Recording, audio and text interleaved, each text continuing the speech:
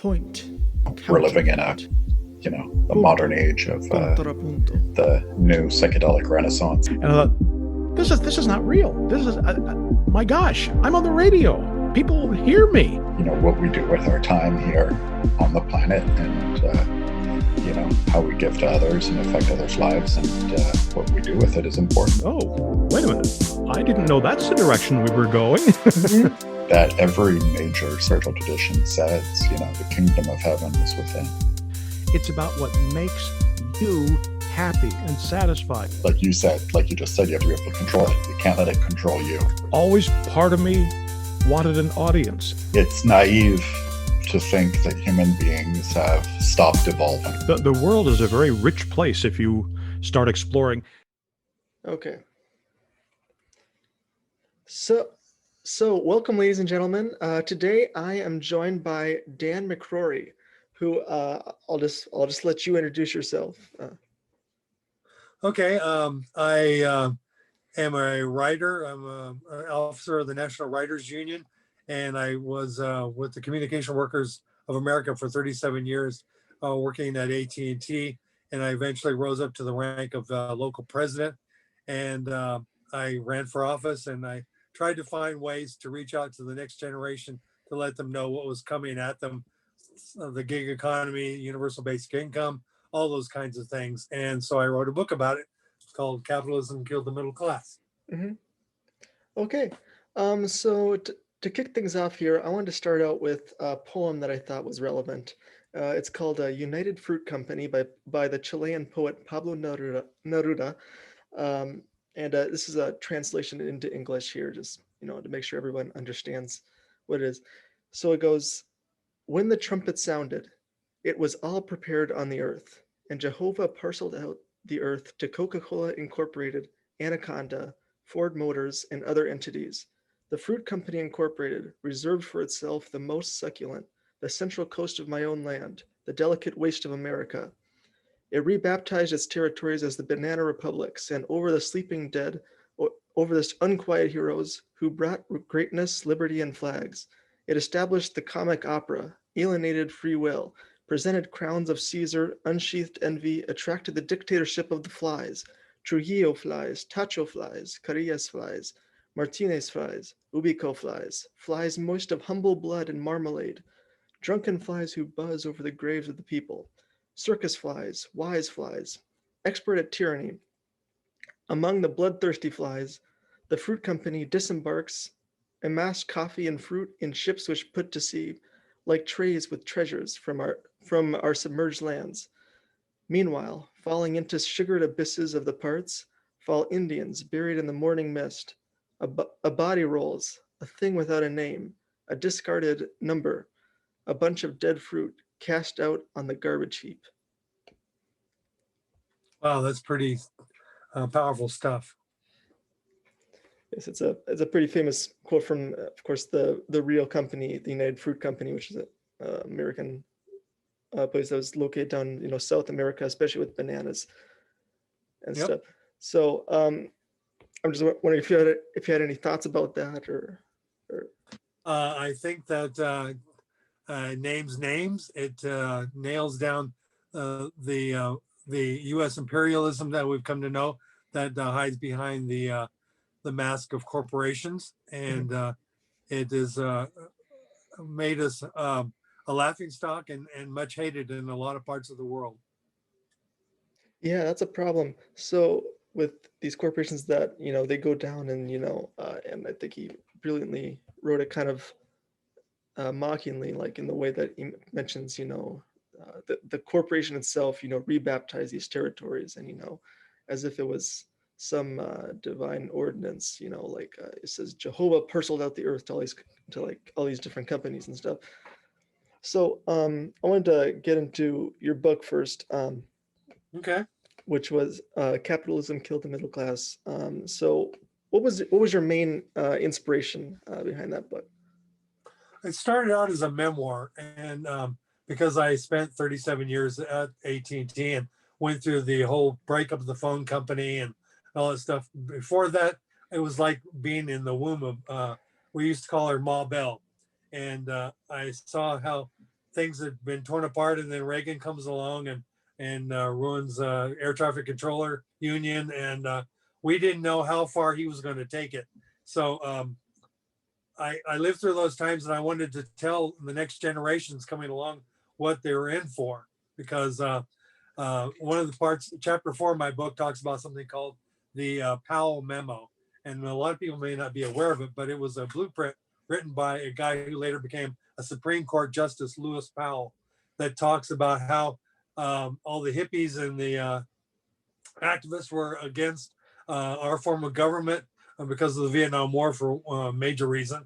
And he put together a blueprint for business to take over the conversation. And they've been very successful in that. In fact, I just recently gutted that whole thing and rewrote it from a perspective of the labor and sent it to the FLCIO. And I've heard some reaction so far, but I realized that the memoir wasn't going to do it because I to your generation, I may not have a lot of relevancy.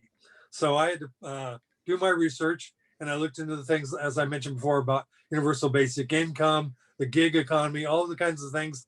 And I'm actually writing a sequel that talks about the jobs of the future, because a lot of the jobs that are here today aren't going to be here tomorrow. And the pandemic has made a real evidence of that. So I ran for political office, didn't have a chance because they went with the status quo. So I saw this as my last opportunity to give you guys a fair warning about what's coming down. Mm-hmm. Yeah. So one thing that I like about universal basic income is it increases the freedom that people have. That's one reason that people like Andrew Yang call it the freedom dividend, because unlike other forms of welfare, instead of just saying here's a sum of money here, you can use it for this or this, but this allows people to different people have different needs, and maybe they're already getting assistance in one form from family, charity, whatever, but then the UBI, it gives them that freedom. So maybe it gives them the chance to send their kids to a better school. Maybe they can start a new business, they can do whatever, and they can pursue artistic. An interesting thing about that, sorry to interrupt, universal basic income was touted by the Nixon White House. Nixon wanted to do it, and they said, no, everybody's going to call it welfare for all. So you don't want to go down that path. So he immediately stopped any motions in that direction. Yeah, there have been a lot of different, very prominent people on both sides of the aisle that have supported, including Nixon, including Milton Friedman, I think it was Thomas Paine, Martin Luther King Jr., Charles Murray, Andrew Yang, of course. I think even Barack Obama's has mentioned support for it. I didn't know that. In fact, there's actually a number of libertarians that actually support it, just because as an alternative to other forms of welfare, just because, I've seen the argument where one thing that people don't like about regular welfare is that what happens is let's say you're in low income housing, and normally what happens is you're in that low income housing because you don't make enough income, and if you were able to get a higher paying job, or maybe you don't have a job at all, that would increase your income and you wouldn't be able to live there anymore. So what universal basic income is, because it's universal, it goes out to everybody, and it gives them more of an incentive to go out and be more productive with get a better job, get more education, start a business, pursue your artistic endeavors. Exactly. It's been tried in Stockton, California, and it's been fairly successful. They had a lady on NPR talk about how she had been up to here with her bills, and that allowed her to get out from under those bills and to actually start building an nest egg again. So yeah, it's a salvation for a lot of folks, and I hope it spreads widely. In Finland, when they tried it there was a very conservative union that was totally against it. They said it made people dependent on the government, which is the whole argument about welfare.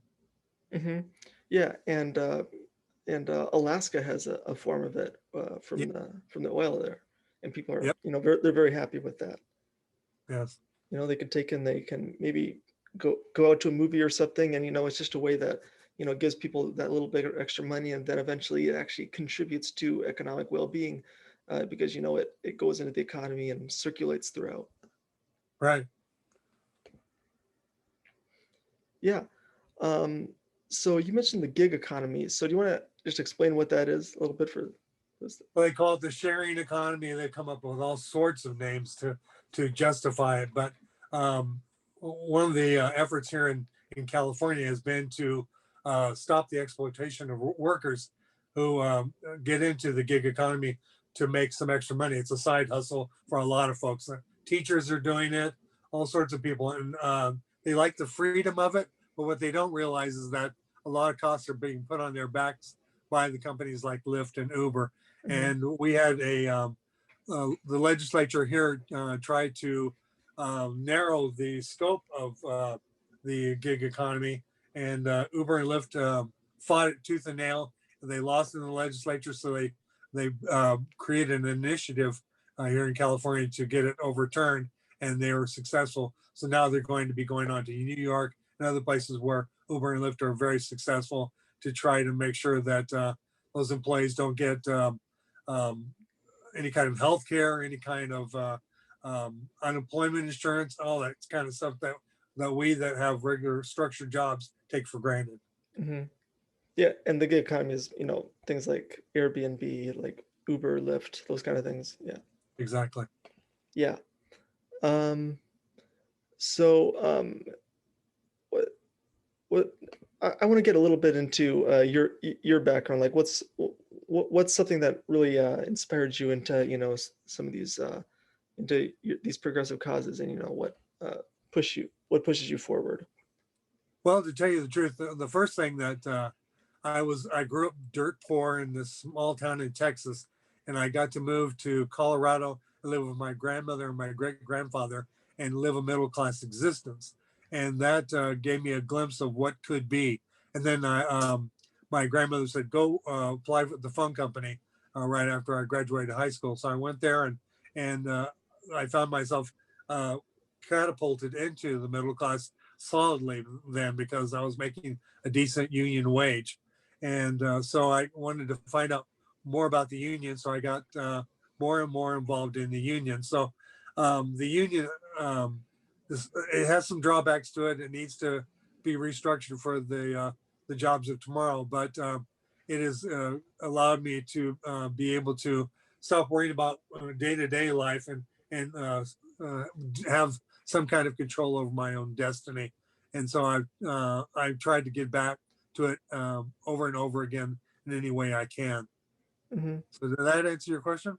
Yeah, and so you worked at AT&T for years. How has this influenced your current thinking on the state of uh, the country? Well, it was a mixed blessing because the lawsuit that spurred the breakup of the phone company in the 80s was caused by a company called MCI WorldCom, which was another long distance company. And what's interesting is by the time the company was broken up, MCI was gone under. So they never saw the day when they're vindicated for their choice in filing a lawsuit against this oligarchy. And for us on the inside, it looked like an attack because the phone company had always been a place where your mother came to work and then her daughter would work there, and it turned into dynasties for a lot of families, and it created a sense of security. Even our stocks at the time were called the Widows Fund because it allowed a steady, slow growth. It was steady and slow, but when competition came in the form of other companies, all of a sudden it was a whole new world, and a lot of us were not prepared for that. So, but I think that in the long run, it has helped and spurring innovation and creating all sorts of things. I mean, we talked about picture phones back in the early '60s at the World's Fair, but it wasn't until the breakup of the phone company that we were actually able to see that realized. Hmm. Okay. Um, getting into more contemporary politics, I was wondering what your thoughts are with the GameStop stocks, with what happened there. Do you have any thoughts on that with the hedge funds and? It certainly shows that manipulating the market is not as hard as people think it is, Mhm, and I'm afraid that we're going to see more of that. Every mhm, time that we think we've plugged all the chinks in the wall that people can get through and exploit the system, they find other creative ways to do just that. And it's a constant struggle with capitalism that we have to keep coming back to figure out ways to overcome a human ingenuity mhm. through. Yeah, I think it's a really interesting case because it's an example of people that were fed up with some of these people, these hedge fund managers and people that manipulate the economy, and they bet against stocks that they don't like, and it's just a way that they kind of stuck it to them, and Exactly. I think we'll probably be seeing a lot more of that uh, in the future. Yeah, I'm not sure that that's the right approach, but Hmm. it is an approach, and it got people's attention. So maybe it is. I don't know. The time will tell us, won't it? I thought it was a pretty ironic thing where after it happened on CNBC, they brought on a hedge fund manager, and he was calling for more regulation when normally these people normally would be calling for less regulation. Exactly. Yeah, it was ironic as hell. So they want regulation when it benefits them, but not when it benefits others. Yeah, exactly. Yeah. Um, So are there any figures or even just movements that you see currently in the political trends that motivate you, that are you see positively? Or Yes, I think your generation understands that unions are a no-brainer, that in order to have a secure future, whether it's healthcare or just knowing you have a job, your generation realizes that this is something that's a necessary thing. I'm working on, as I mentioned, I'm working on a sequel called Rebuilding Union. And what that's looking at is what has labor done in the past that's helped the middle class, and what have they done that hasn't, and how can we adapt for the future. Mhm, And one of the things I was dissatisfied with the labor movement is when I ran for office myself, I went to different unions, and they would pat me on the back and say, good, we're glad you're running and all this. But they'd turn around. I was running against, and I ran twice, and both times I ran against a staff person for a congressman. And even though they welcomed me into the fold, they inevitably back the status quo candidate, the person mhm, who worked for the congressman. On the practical side, that's understandable, because if you please the congressman and they get elected, then that's going to make that relationship even stronger. Whereas if you backed me, if you even if you didn't back me, and by some slim chance I got in and got elected, they knew that I would vote the right way because I came from labor. So, um, mhm, but we're never going to change the system if we're always in the back of the car instead of driving. mhm. Yeah, unions are important. They bring a lot of good to this world. And a lot of people they might criticize unions for some things. And they're made up of people. They're flawed, but they're an important part. And they're an important part, especially in a lot of European countries, like countries like Denmark, Sweden. They don't actually have minimum wages there, but they have strong unions that effectively make minimum wages for different sectors. And of course, they increase the. And negotiate directly with the government rather Mhm, than through employers, which is exactly. a form of power that they've been given. Mhm, France is having all sorts of problems with that, though, because mhm, a lot of people have they've been victims of their own success, and the yellow vest movement and all that um, has pointed that out, because not many people are joining unions anymore, and so they're losing some of that leverage, and that's what we're seeing in this country too. So mhm, that's why we need to get back to the basics. I think we need to look at maybe our socialist roots in the labor movement, to sort of counterbalance the unfettered capitalism that we see on the corporate side. Hmm. Are there any quick solutions that you can see to some of our problems that could very easily be implemented in the near Well, future? there's the PRO Act. The PRO Act is being considered by Congress right now to allow more leverage for unions to be able to come in and get so many it's called card check, where you get 50% plus one of the workforce to say, yes, we want the union here. And that would level the playing field in a big way in the beginning. Bernie Sanders has some great ideas. He wants to make it that employees of a particular corporation own up to 20% of the stock of that corporation. Mm-hmm. And 45% of the board seats on the board of directors for each corporation would be held by employees.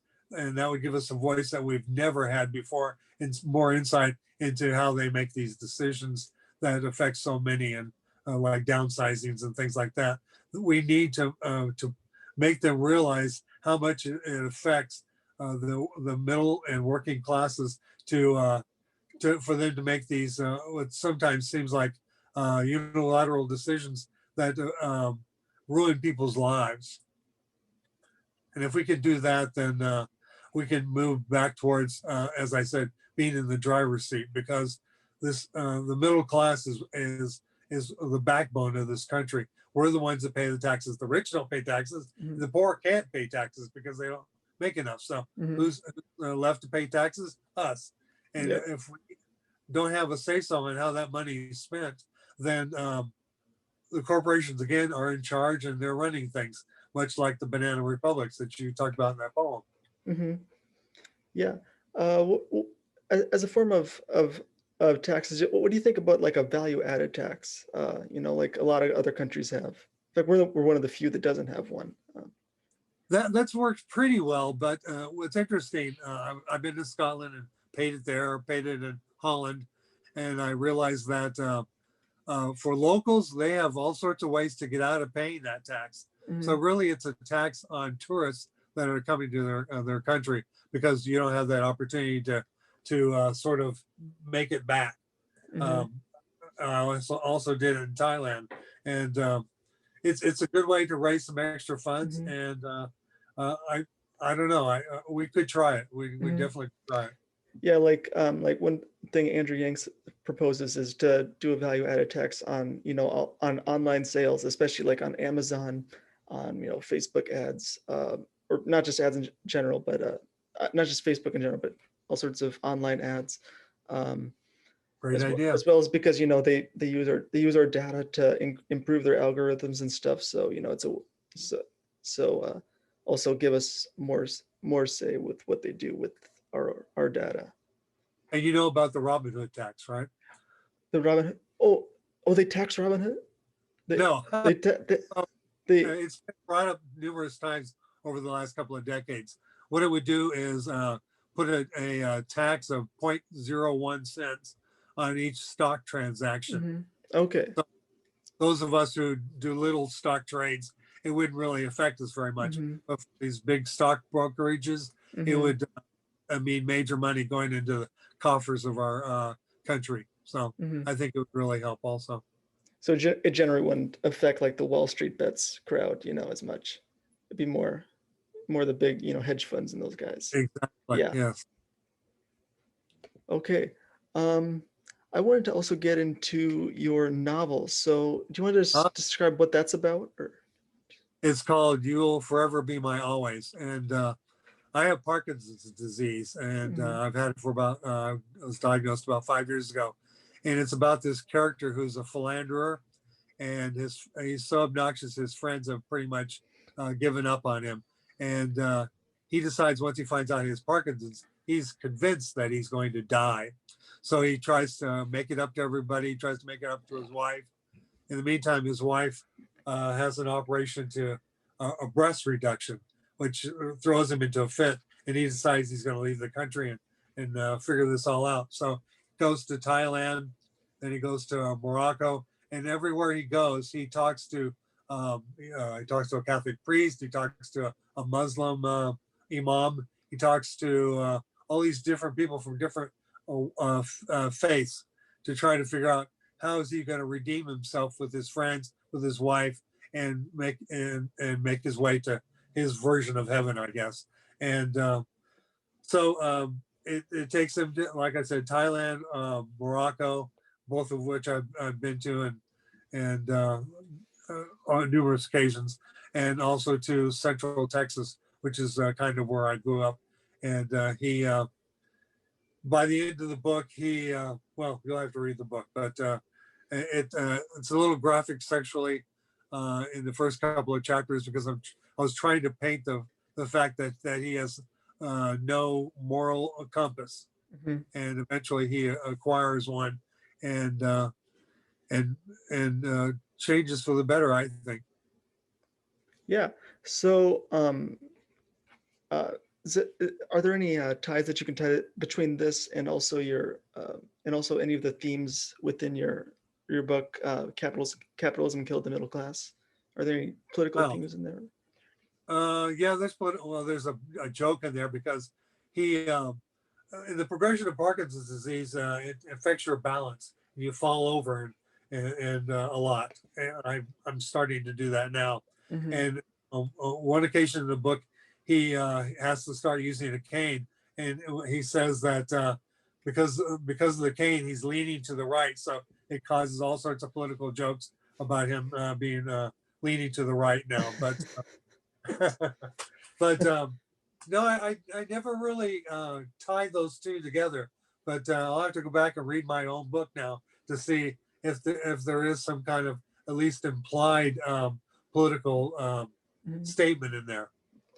But I know there's the politics of religion if you want to go there because when he goes to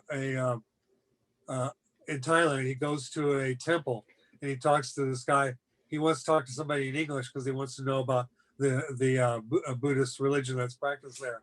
And the guy that they set him up with is somebody who came from the States, and he makes a habit of learning about different forms of Buddhism. So he takes him on this tour, and then he says, Charlie, the main character, says, "So this is the Buddhism that you think is going to be the one?" And he says, I don't know, 64 million Thais think so, but next week I'm going to Tibet. So it's there's so much politics because again, religion is a human institution. So you're going to have some of that in there. Sure. Sure. But thanks for bringing. Yeah. So you mentioned in here that you discovered a link between meds and creativity. Do you want to go into that? Yeah, I was. Lately, I've been waking up a lot in the middle of the night with ideas for stories, for scripts, you name it, I've written it. And I was getting tired of being awakened by my brain in the middle of the night.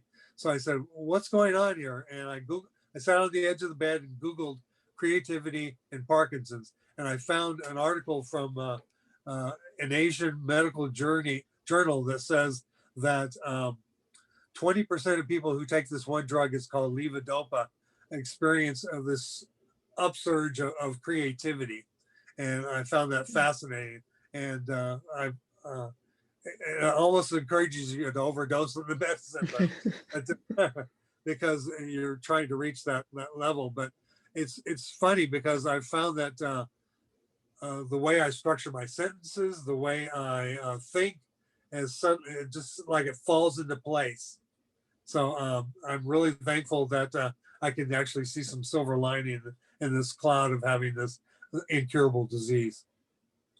Yeah, that's really interesting. And it's interesting the thoughts that you come up with when you're just half asleep or something. Like, I remember not too long ago, I was laying down and I got like this song idea as I was just like half asleep, and like it wasn't like much of an idea. It was just like a few seconds, and so I quickly like grabbed my phone, just recorded myself like singing into it, just so I could remember it in the morning. But Very good. it's something I'll probably try to do something with that sometime.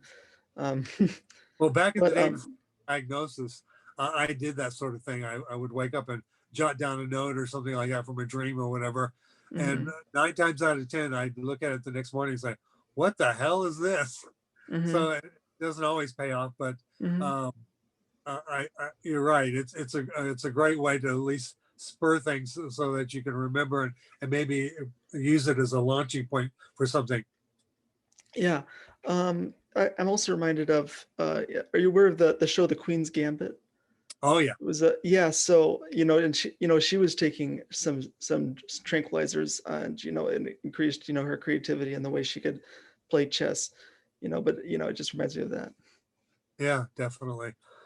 Yeah, it's an interesting movie. I'm taking a class right now called Creating Binge-Worthy TV, and it Hmm. talks about how having strong characters. And what I've realized is that um, this whole new movement towards binge-worthy TV has a lot of basis in films that are based on books because the characters seem so much more rich, so much there's so much more depth to them, and so that's basically what binge-worthy TV is. It's having you build a backstory, having you really flesh out the character rather than just episodic TV like Seinfeld or whatever. Where you've Hmm. got stuff. Hmm. Yeah. Yeah, there's something about some of those dramas in there where like there's so many different rich sides, and they're so complex, and then it changes and you're never quite sure what's going to happen, and maybe you think you'll know what'll happen, but it's almost never exactly what you think. Yeah, and I love TV like that because of all the training I've had in writing scripts. I'll sit and watch most shows with my wife, and she gets really upset with me because I'll say, "Oh, this is going to happen," and then it happens. This is going to happen, and then it happens, and I mean, it's so by the numbers. And t- um, to be a real creative enterprise, it shouldn't be so predictable. Hmm. Yeah. Do you try to use any of these creative strategies when you're writing, your political book as well, or? Yeah, because you have to. I hate to use an old hackneyed expression, but you have to think outside the box. Hmm. And if you come at it the same way, then people are not going to get excited. One of the things I did when I was writing Capitalism was I would be writing and I'd say, God, this is boring. So then I know that stop now. You need to stop and either rewrite it in a way that's more interesting, or it's time to move on to the next subject. Hmm. um, that has really come in handy. And I will continue to always use it because um, to write something that somebody else has already written is not the whole purpose of creativity. It's expanding our horizons. It's looking at things in a different way. Hmm.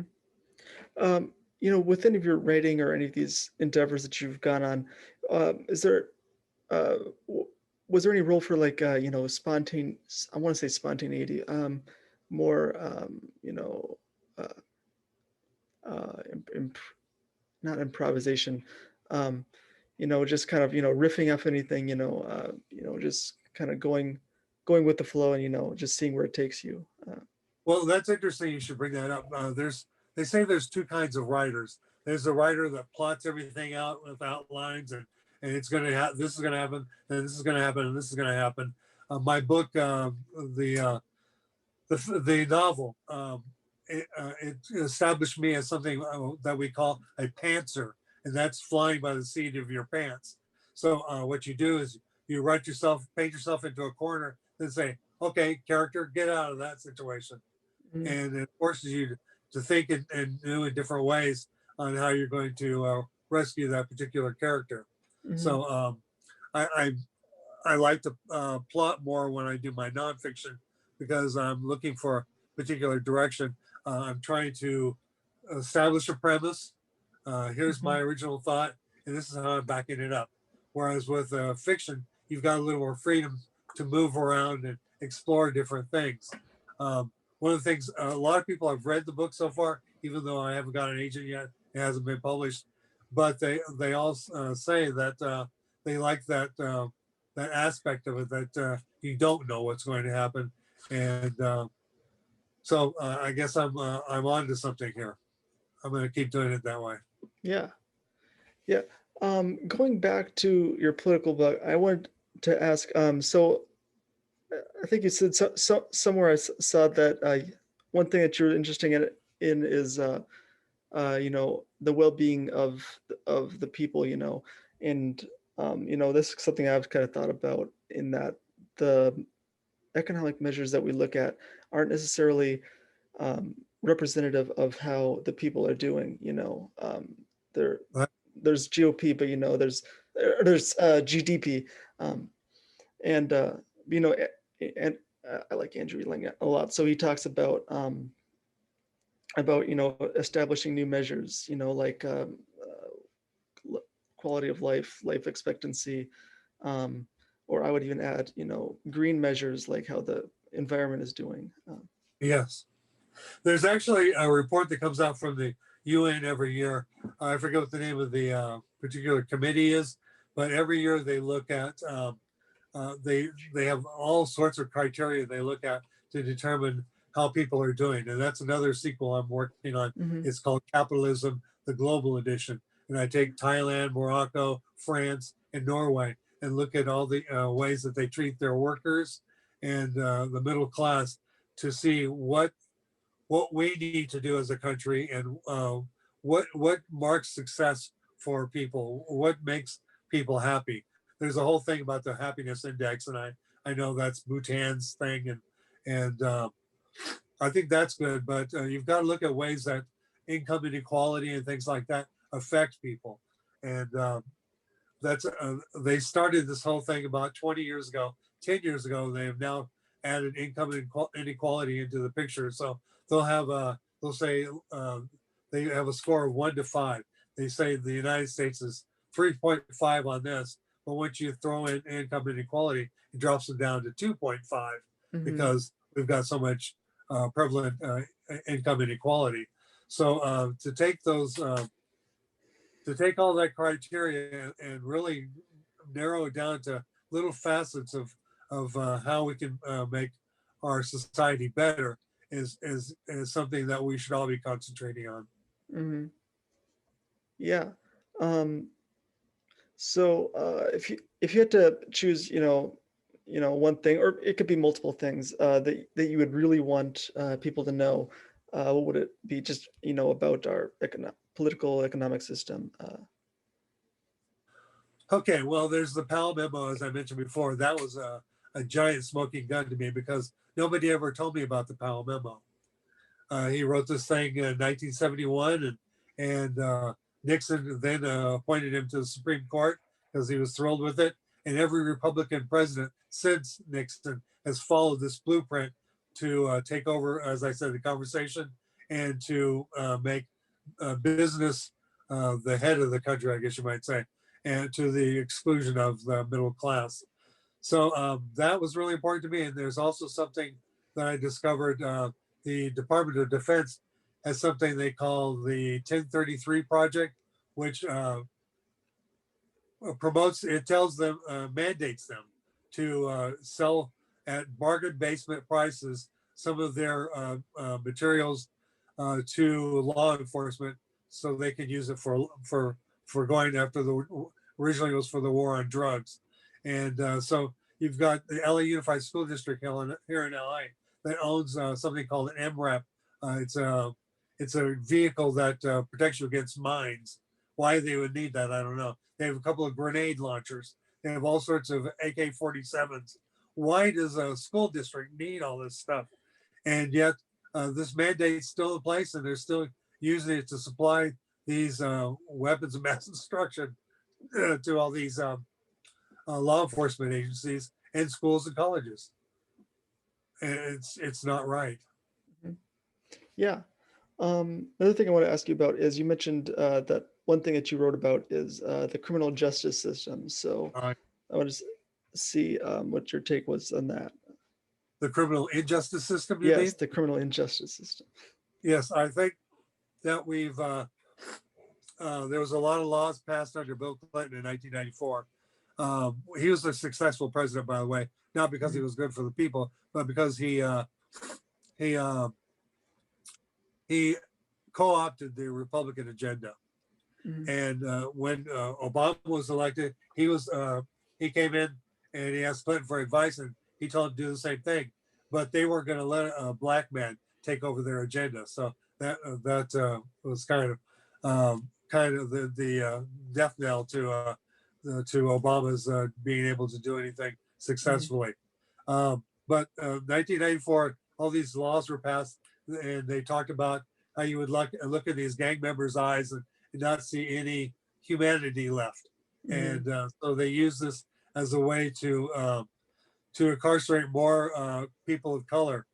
And now they're starting to change things. I guess Biden has even said that he's ashamed of what they passed in the 90s, and that they need to get back to more compassionate sentencing, leave more leeway to the judges on a case by case basis, because yeah, there's too many people in prison now. I mean, we have what 15th of the world population, yet we've got like 25% of the most incarcerated people, citizens. Mhm.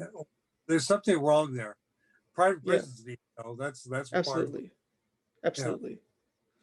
Yeah. So Yeah. So I think was it the 1994 crime bill? Isn't it? That's the yeah, year. Yeah.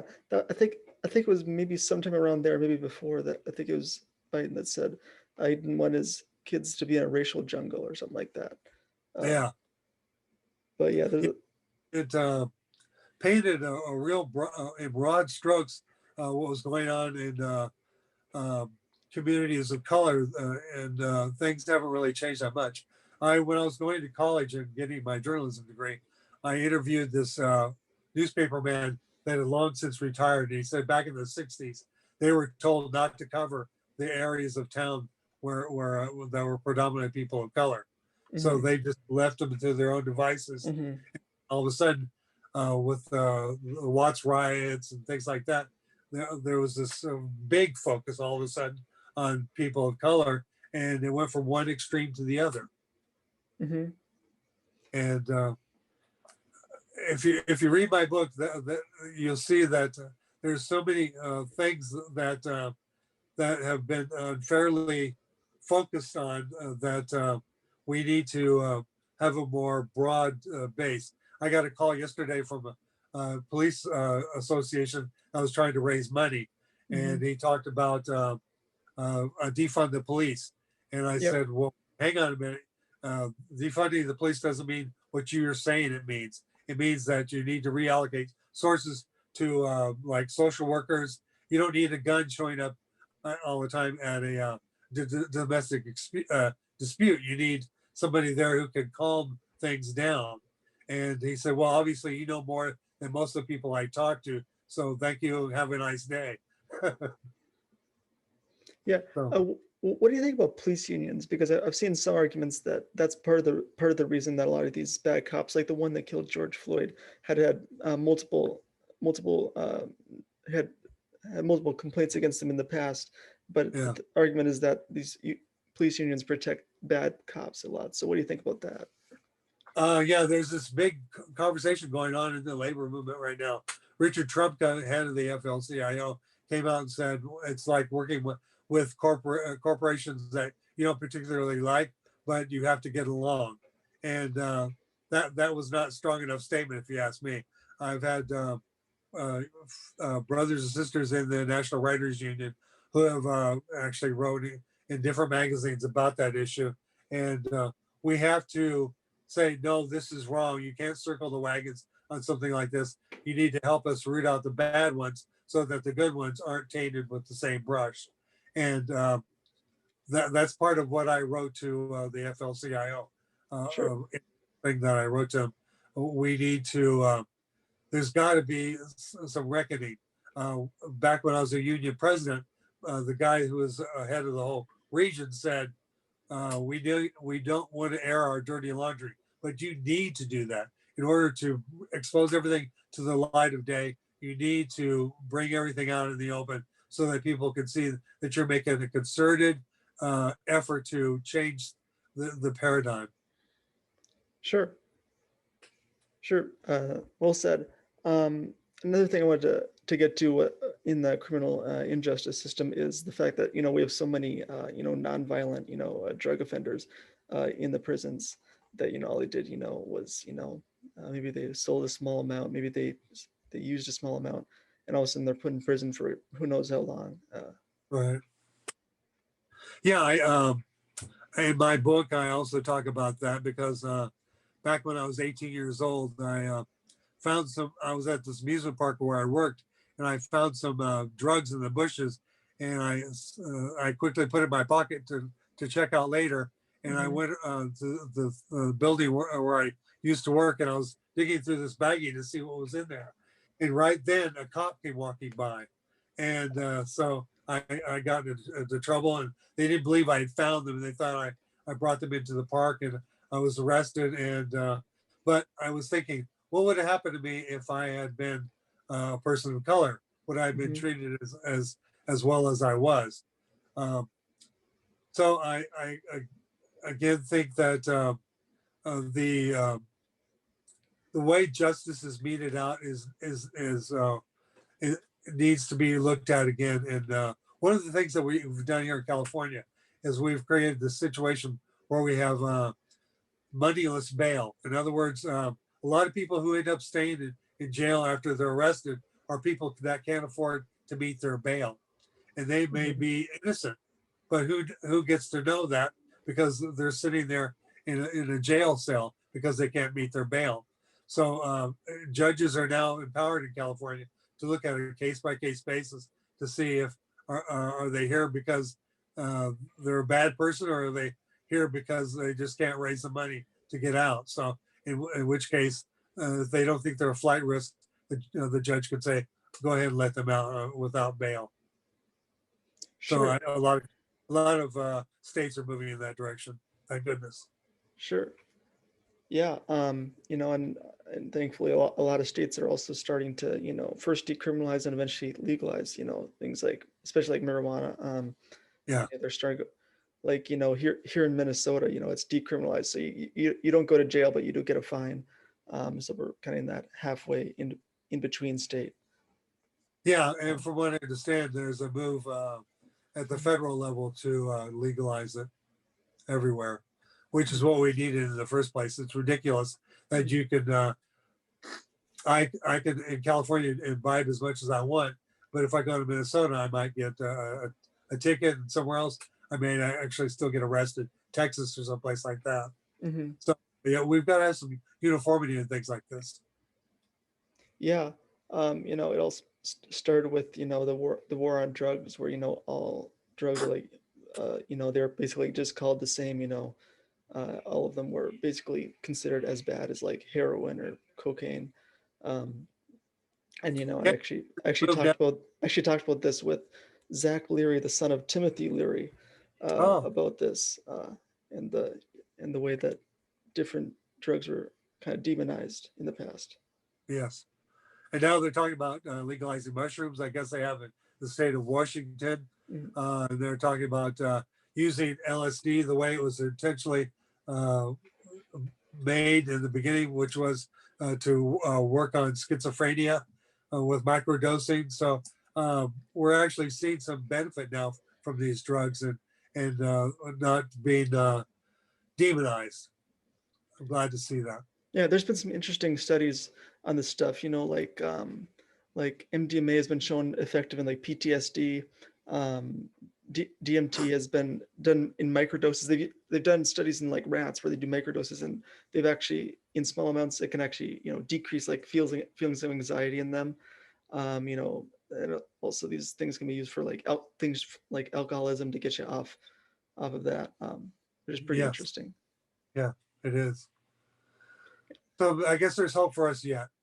So the research is still kind of in the infant stage, just because it's still illegal. So it's kind of hard to get off the ground, but it's definitely growing. You're right. Another thing that I wanted to get to was you have a dystopian novel, Worst Case Scenario, Election Night 2020. Yes. So wanted to ask about that. So.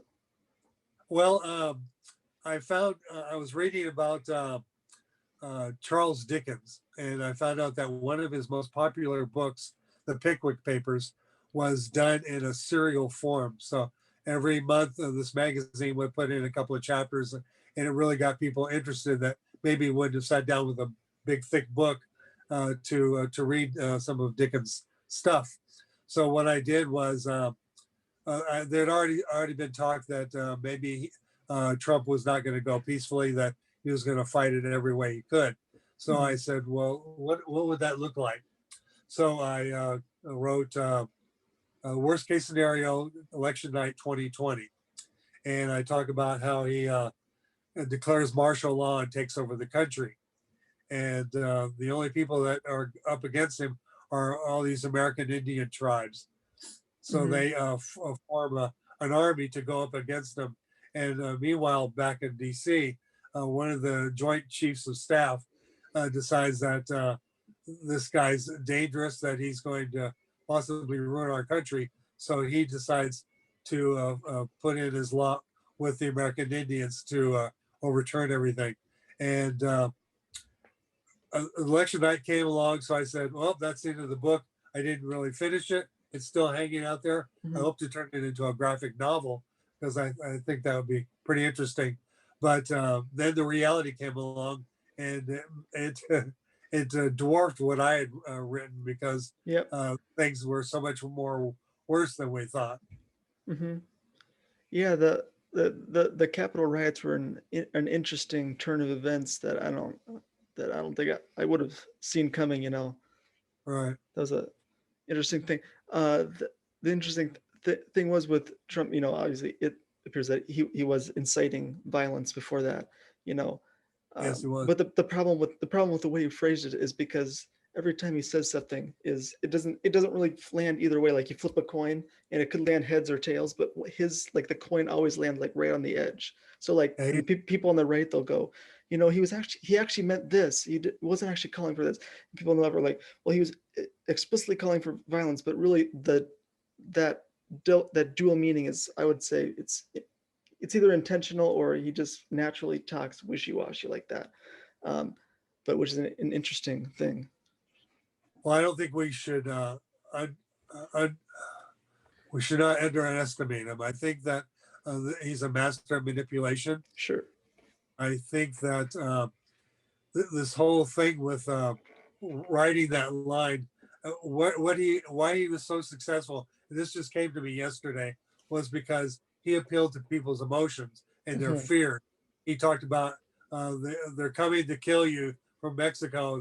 They're rapists and murderers. And this was what people were thinking. Yeah, that's right. I talked to my brother yesterday. He ended up hanging up on me because I asked him if he was a Trumper. I had never really broached that subject with him.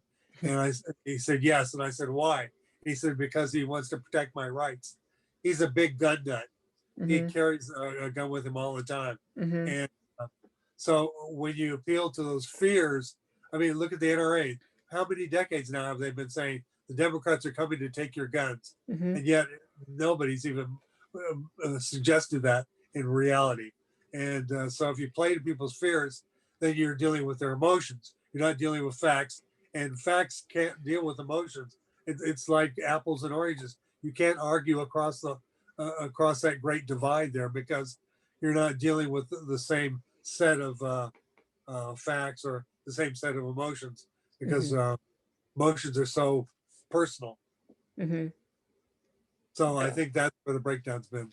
Yeah, he knows exactly what to say, because as his history, and he's in Hollywood on his TV show, he knows a lot of different celebrities, and he knows exactly how to manipulate the media to make sure that people tune in. He says just the most extreme things, and then that gets him more media attention. So like in 2016, one of the reasons that he was getting so popular and he was raising to the top of all the Republican candidates is because he would say all these things. He'd get like basically free media attention, no